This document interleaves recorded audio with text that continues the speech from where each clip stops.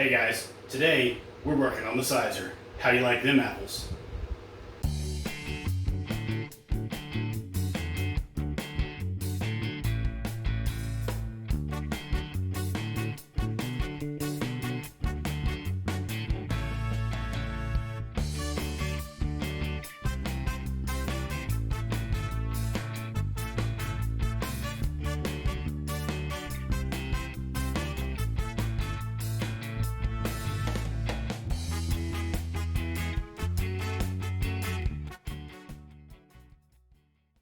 That's right, today we're working on the Cyser.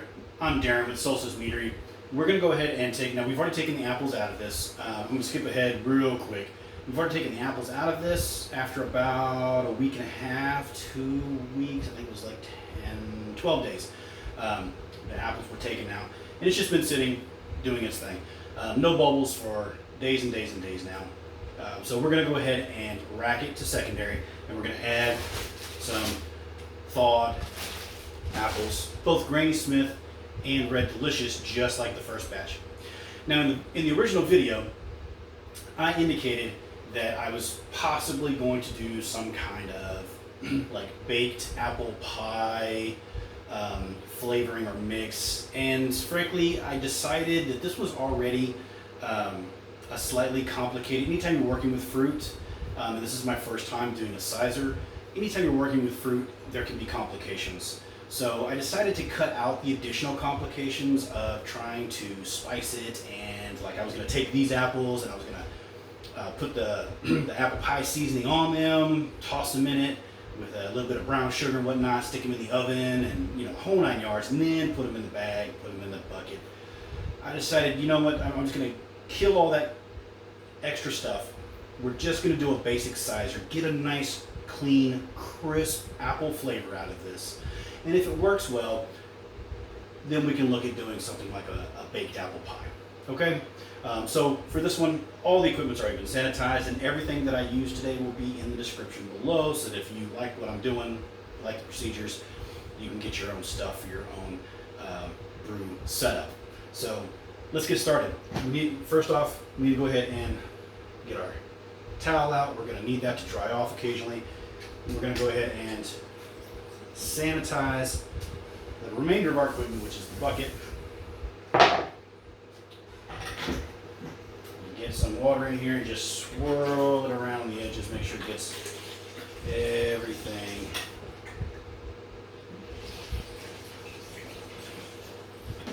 on the inside.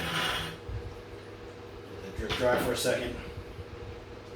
Now this particular, let's see, where were we?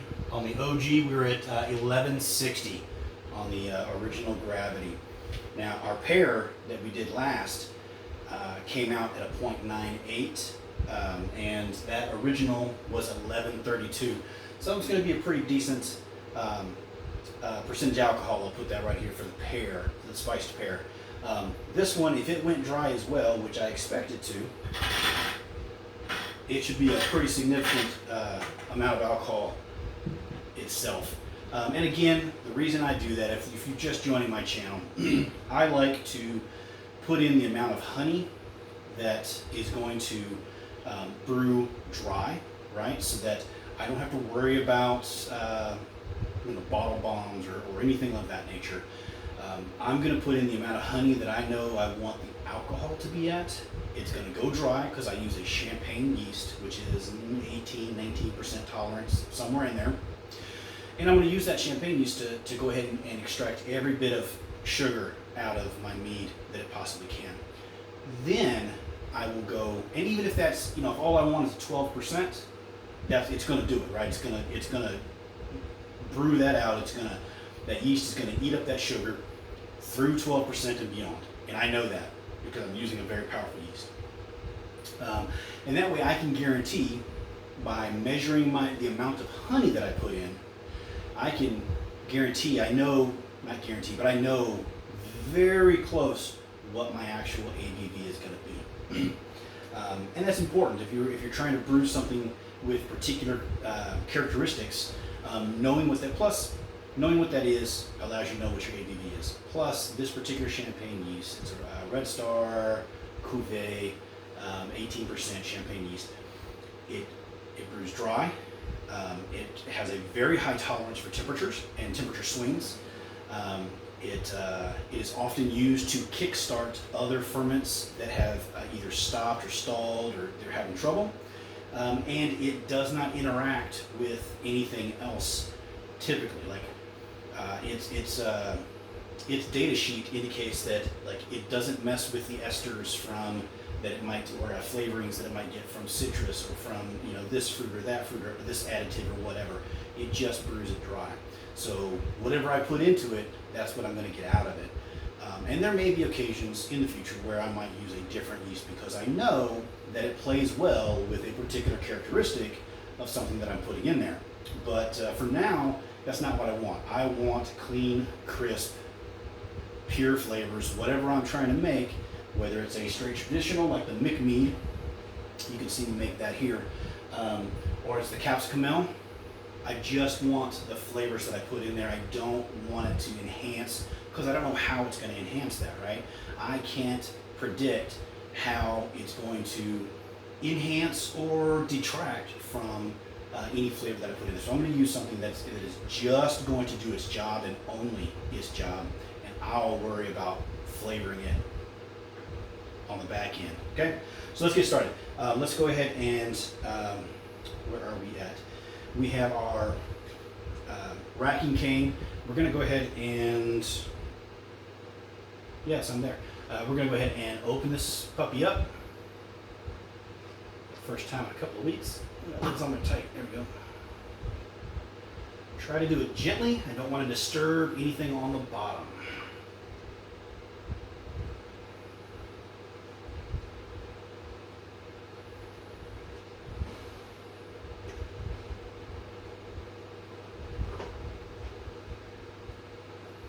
Wow, so I'm already getting a nice musty smell, that apple musty smell that you might get from when you're drinking like a hard cider.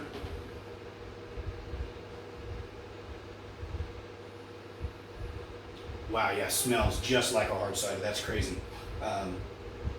Let's go ahead and we're going to do the same thing that I did in the last video, which is use a newfangled toy I have, which is a 5-gallon CO2 tank. We're going to use this to simply pre-fill. This already has a layer of CO2, right, on top of it from the fermentation, but this has oxygen in it. And what we're going to do is we're going to make sure this manifold is done. We're going to open up the gas just a little bit, give you some pressure. Crank this down so I get some pressure to the manifold here, and I add a 1/2 pound of pressure. Then going to take our tube and crank on just a little bit. If you can hear that, we're going to fill this with a little bit of CO2.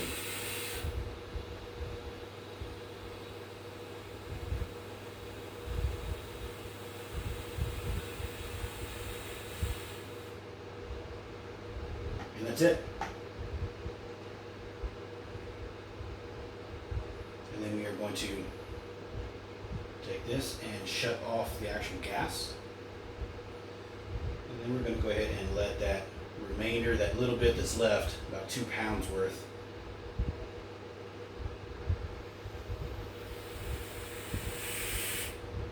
and that's it.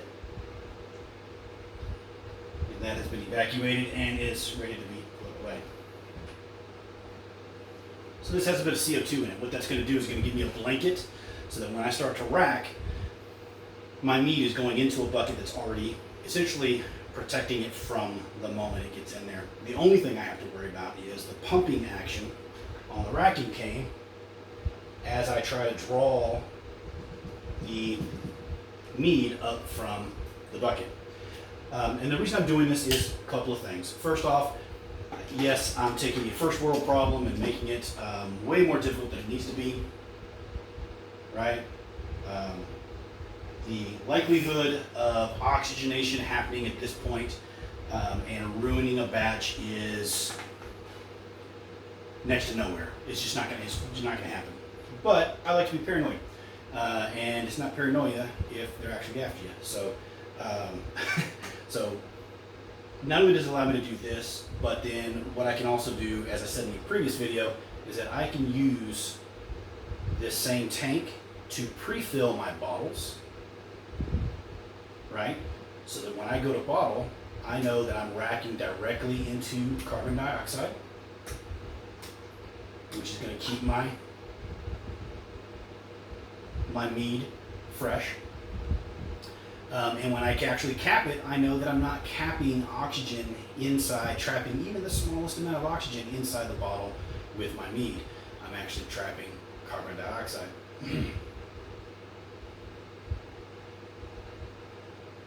Now, we are going slow here, so I'm not going to make you sit here and watch this with me. I'm just moving this around so I don't get as much splashing, even though I have carbon dioxide in there. Still don't want a whole lot of splashing, right? So, until it gets a little fuller.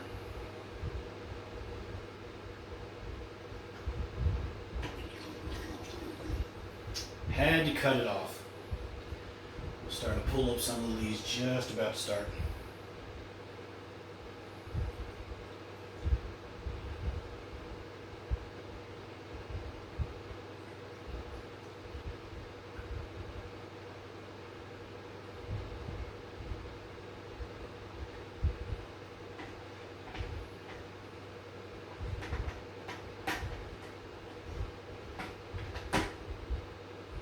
There we go. Maybe rinse my hands a little bit. My sanitization solution. And now it's time to take a quick reading. Let's see where we finished at. Ooh, cold towel.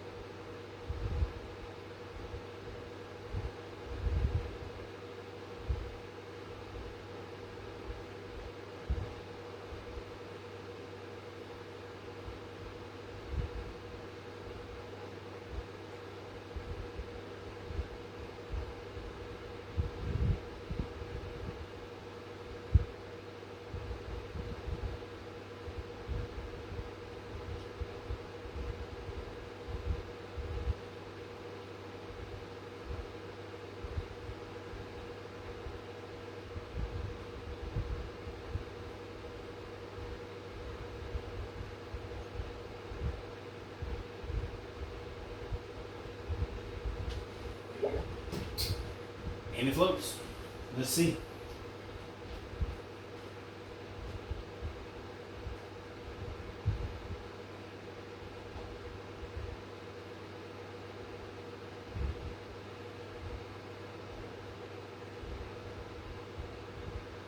Wow, okay.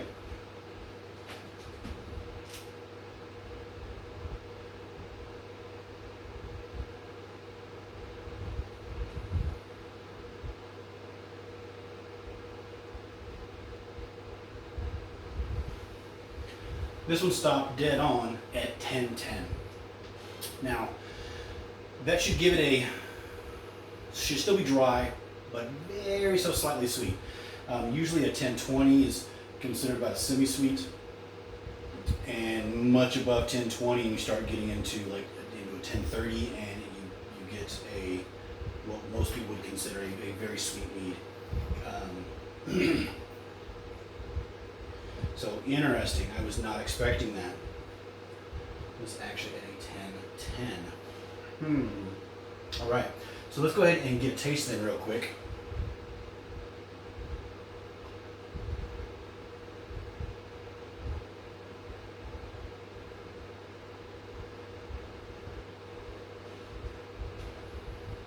Set that down for a moment and spoon.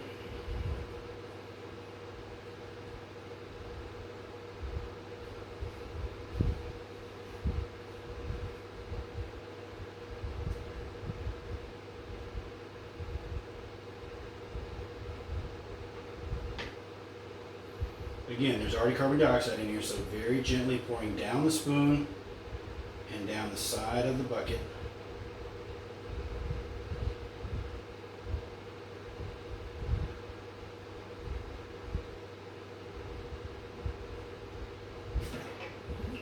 I'm done with those. All right, let's see what we got here. So already nice, clear. There's just a slight haze to it. We do have a small amount of legs to this, very gently, very slightly. I can see it trying to cling to the inside of the glass as it recedes from the side tip. So it does have, there's still, and that is an indication that there's sugar in there. So of course the alcohol, we got the heat smell from the alcohol. Interesting. This one's more than the pear. This one's is a bit more hot on the nose than the pear was, and it fermented dry. It was an 1132 versus an 1160, so.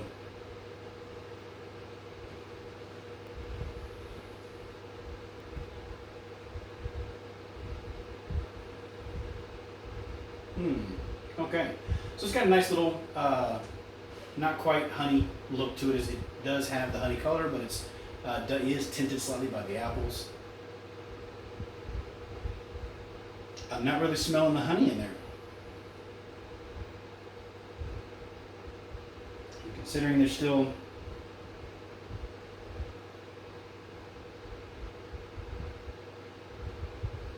what, like a third of a pound ish of honey. You'd think I'd be able to smell some. See how she tastes.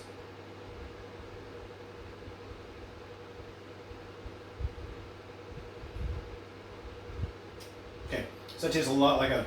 Okay, there's the honey. There it is. Tastes a whole lot like a hard cider.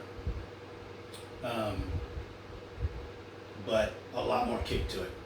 And that's evidenced by, I mean, there's a far more alcohol in this than, and I'll put the ABV here. If it stopped at a 1010, we should be able to I'll put it down there for you.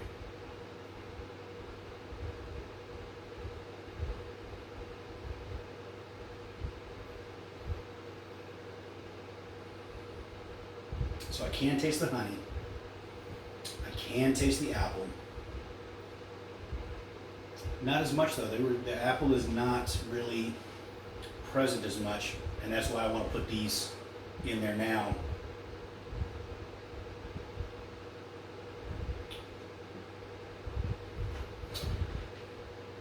To get more of that apple characteristic in there. So I do not have a small brewer's bag. It's going to be fun. All I got is this giant thing. And by the way, while I'm doing this, I am now on Twitter at Solstice Meadery. I will be sending out updates there, and it's the only place where I will be notifying people of where I'm going to be at and if I'm going to have any brews to share.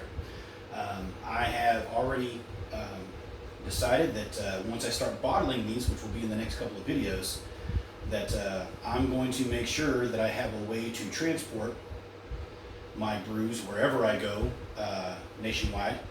And if I happen to be in your area and I tweet out that that's where I'm going to be, and you know, maybe I'll be at a restaurant, maybe I'll be at a bar, whatever, and you want to come by, get a hold of me on Twitter. Let me know, and I will make sure to bring some with me, and we will do a taste testing for you right then and So be sure and follow me on Twitter, guys. All right.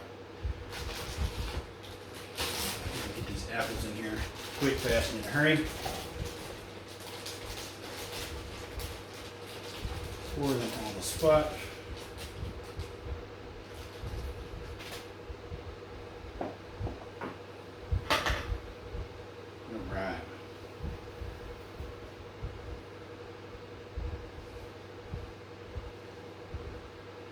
So like I said, it's a huge bag. It's intended for like a 10-gallon.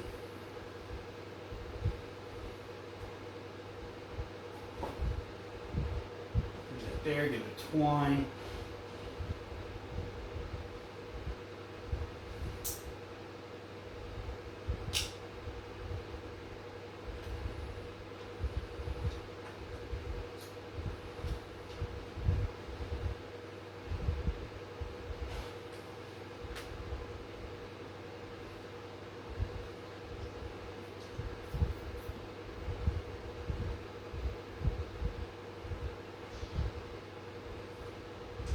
Again, the solution here, the sanitization solution, is not harmful to us at the concentration that it's at. Doesn't mean I want a whole ton of it in my brew, right? In my wine. So we're going to tie this off, and remember, we're tying it off not real close to the fruit. We want them to have plenty of room to move around and do their thing.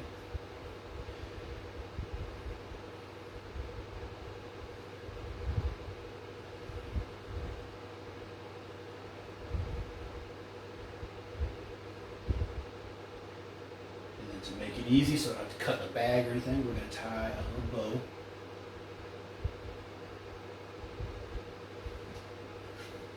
See how loose that is?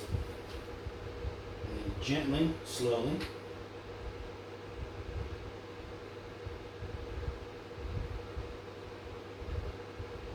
Right down in there.